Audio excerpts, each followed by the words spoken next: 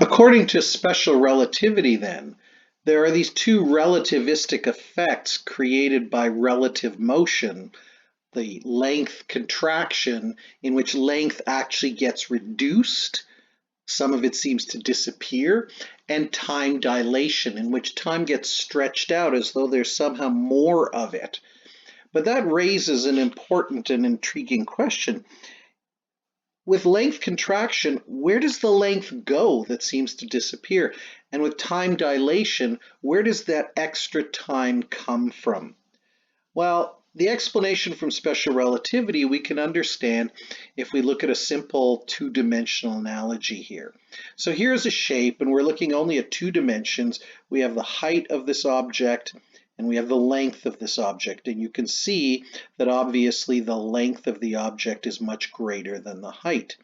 Is there some way, though, that we could make some of this length disappear and more height appear? Well, the way we can do that is by rotating the object, by turning it from one dimension into another, like this. Here we're rotating the object so that some of the length dimension is rotating into the height dimension, and we've reduced the length, we've increased the height. Now the length hasn't disappeared, it's simply rotated into the height dimension and shown up as more height. Now, an important thing to consider about this is that if you were to analyze this mathematically, you would discover that the amount of reduction in the length dimension is equal to the amount of increase in the height dimension. If you reduce the length by, say, 60%, then you find you have increased the height by exactly the same 60%.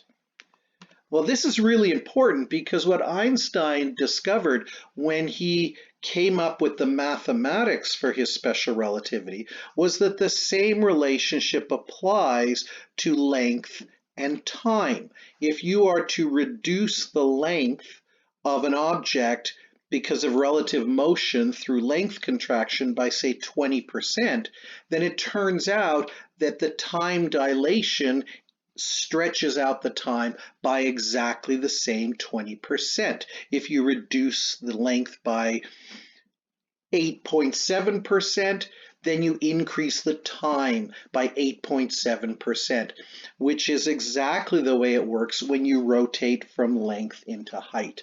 So what Einstein suggested is that an object that is moving, rotates from the length dimension that we can observe, but instead of rotating into the height dimension, which we can also observe, it actually rotates into the time dimension of the universe, which we cannot observe. But what we do see, the end result is the length seems to disappear, length contraction, but the time increases by exactly the same amount. That's the time dilation.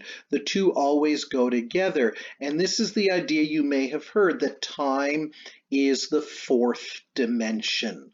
We have length, we have width, we have height, and the fourth dimension is time. Well, the fourth dimension of what? It's the fourth dimension of something that Einstein called space-time. So space and time are linked as not three-dimensional, but four-dimensional space-time, consisting of the three dimensions of space, length, width, and height that we can observe with our senses, and the fourth dimension of time, which we cannot observe with our senses, we only experience with its passage. Now this gives us some explanation for the twin paradox, because remember, in the twin paradox, we have our two twins, and both of them are traveling through space and time. And this is important, that the universe now has to be viewed as this combination of space and time. And anytime we are moving, if you think about this right now, you are moving through time. Even when you're sitting still in space, you are moving through time. So here's our twin, Tom, the one who's not traveling. He's waiting for his brother Tim to make his journey. And as he's waiting on Earth, he's traveling through a certain amount of time. He goes through 60 years of time waiting for his brother to return. He covers this much time. His brother, though, remember, is moving very quickly, close to the speed of light relative to him, and according to special relativity, that motion, that relative motion, will rotate some of his length dimension into the time dimension. And we can represent this way. So when Tim is starting out on his journey to get to the same point in space-time where his brother is, he only has to travel through this amount of the time dimension of space-time. But once he stops traveling and he gets back to Earth, they're now in the same frame of reference, so everything goes back to the way it was. They both share the same time and length dimensions, but the end result is that Tim has passed through only this much of the dimension of time, 12 years, while Tom has passed through 60 years of the time dimension of space-time.